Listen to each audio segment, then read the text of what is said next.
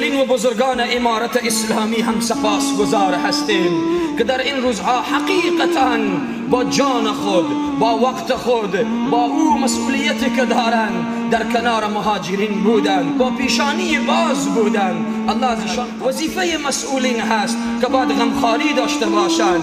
وقتی میگیم مسئولین امارت اسلامی یعنی مجاهدین جان برکف. وقتی مجاهد در کنار مهاجر نباشد این معنای ندارد. این مجاهد هست که کنار مهاجر قرار گرفته، عزتها و حرمتها و آبروها حفظ می شود. اگر آبروی مهاجر برود آبروی مجاهد می رود. در آیات قرآن وقتی تلاوت می کنیم الله منان به هر جا که از مجاهد یاد کرده در ادامهش از مهاجر یاد شده هست. و هر جا که از مقام مهاجر یاد شده در ادامه از مقام مجاهد یاد شده هست.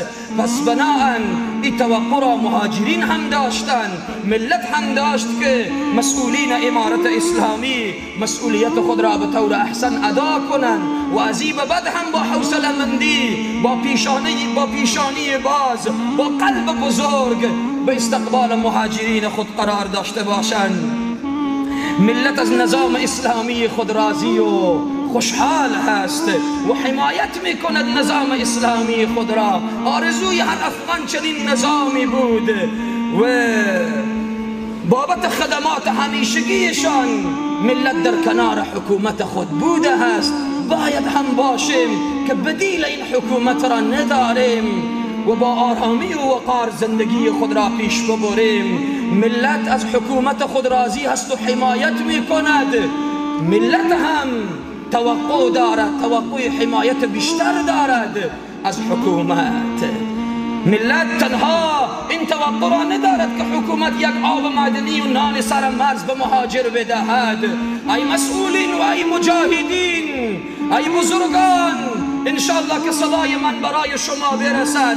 اگرچه این موضوعات خصوصی هم برایشان بیان شده هست، این را میگویم باید امارت اسلامی از ضعیفترین مهاجر از حقش دفاع بنماید. از ضعیفترین مهاجر افغان باید دفاع بنماید. از پاسپورت افغانی باید دفاع بشود.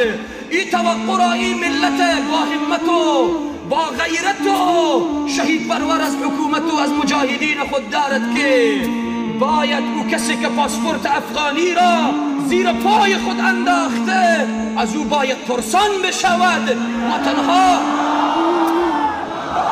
درست است که ما خوشحال شدیم، خوشحال هستیم که از مهاجرین استقبال شده.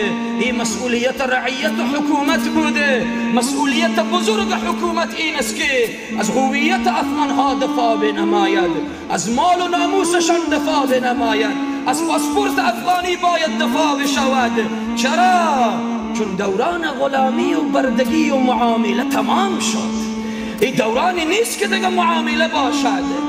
دوران سرفکندگی دیگه نیست. ما میگیم این پرچم اسلام با خون شهدا بلند شده، نه با غلامی و بردگی.